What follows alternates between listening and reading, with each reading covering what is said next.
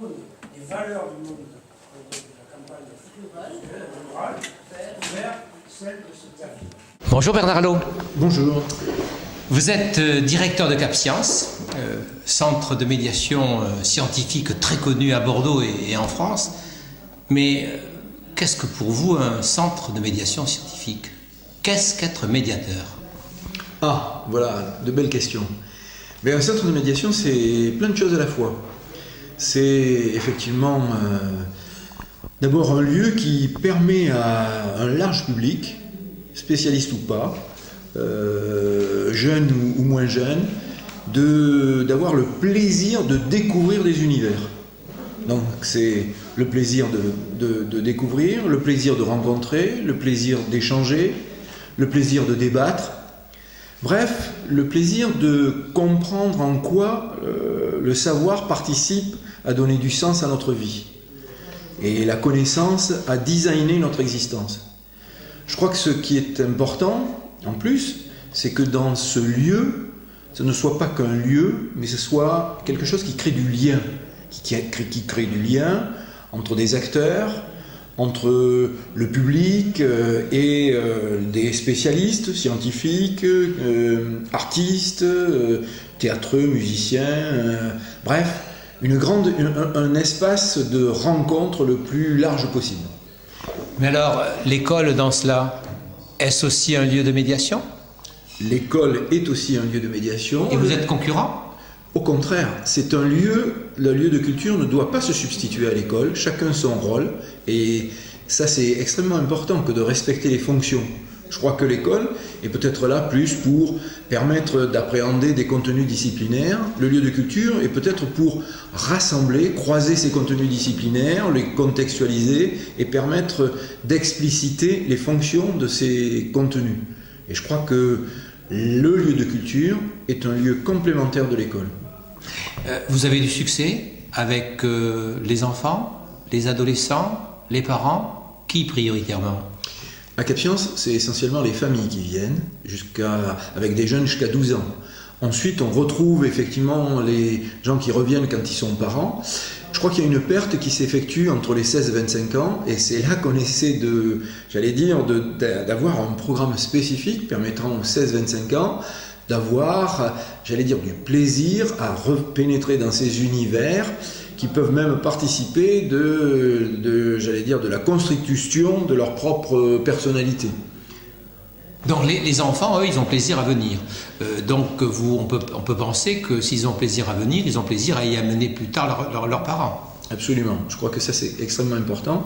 Je crois que ce lieu, les lieux de culture doivent être des lieux d'interactivité humaine. D'interactivité humaine au sein même d'une famille, entre des groupes, entre des personnes, et on a même envie, dans ces lieux de culture, de faire en sorte que le public participe à l'élaboration et à la mise en scène des contenus, pour pas que ce soit descendant et qu'il reçoive d'une façon passive des contenus, mais que le public participe lui-même à la constitution et à la mise en scène des savoirs. Donc ça, c'est extrêmement important.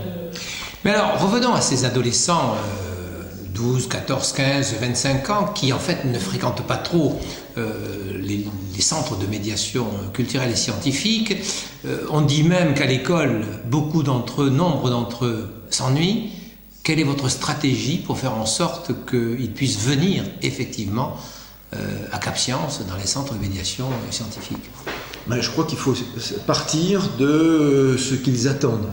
Ils attendent à être considérés, c'est la période où ils élaborent leur personnalité en opposition, et donc ce qu'ils ont envie, c'est d'être considérés en tant qu'individus appartenant à une communauté. Et donc ce qu'on essaie de faire en tout cas, et en évaluant ces dispositifs qu'on essaie de mettre en place dans le cadre d'un programme de recherche et dans le cadre d'un projet et d'un programme retenu aux investissements d'avenir, c'est de dire comment on fait en sorte qu'on établit un autre lien de ces 16-25 ans avec ces lieux de culture. Et on établit du lien en essayant de faire en sorte que la culture ils ne la rencontrent pas qu'en venant à Cap Science, ils la rencontrent bien avant et ils la rencontrent bien après quand ils sont éventuellement venus. Alors avant et après, c'est comment? C'est le numérique?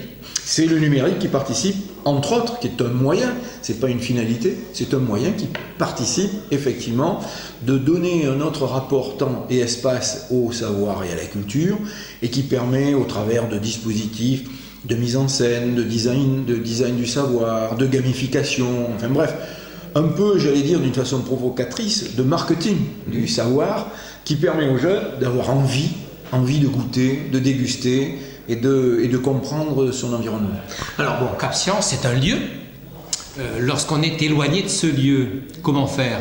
Est-ce que vous avez envisagé de déplacer d'une certaine façon ce que vous pouvez produire à Cap Science un petit peu plus proche, à des lieux plus proches des adolescents, des jeunes qui se trouvent par exemple qui à Mérignac, qui à 20 km de Bordeaux, voire en Aquitaine?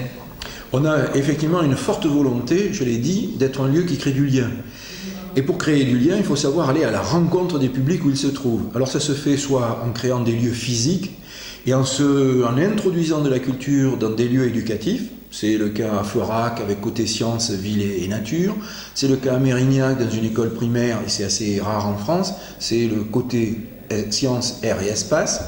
C'est une expérimentation qui est menée au lycée de Marmande, où le lycée nous Donc à 50-60 km de Bordeaux. Oui, voire même 90, ouais, voilà, c'est ça, hein, qui est un espace où le proviseur, le lycée, met à notre disposition 200 mètres carrés pour introduire la dimension culturelle auprès de l'éducation et faire en sorte que la greffe prenne pour que, effectivement, les jeunes aient plaisir à comprendre l'utilité, la fonction des mathématiques, de la physique, voilà. Donc il y a tout un ensemble de dispositifs qui permettent effectivement d'aller à la rencontre du public où il se trouve sur les territoires. C'est ce que font un certain nombre de grands musées nationaux. Oui, voilà. Alors là, on essaie, nous, d'être un petit peu plus agile en essayant de créer des petits modules, pas forcément que d'ailleurs physique, mais aussi en essayant via le numérique, via l'organisation d'événements, de débats, de rencontres, et puis en permettant aussi de démultiplier et d'avoir des ambassadeurs de la culture, à savoir des jeunes chercheurs qui vont sur les territoires, des docteurs, des post-docs. On revient à l'interactivité humaine qui est pour nous l'élément fondamental de la rencontre entre le savoir et l'individu. Donc ce sont des étudiants qui vont à la rencontre, raconter leur aventure, raconter leur histoire, parce que je crois qu'on a tous envie d'écouter des histoires, d'écouter des aventures, pour essayer de mieux comprendre les enjeux. Avoir un peu de rêve également. Ben, c'est ce que je dis souvent, mon expression préférée, c'est comment on favorise un moment de connaissance, un moment de rencontre, un moment d'animation, et comment on titille la petite molécule de rêve que l'on a chacun d'entre nous. Merci beaucoup Bernard Allot. Merci.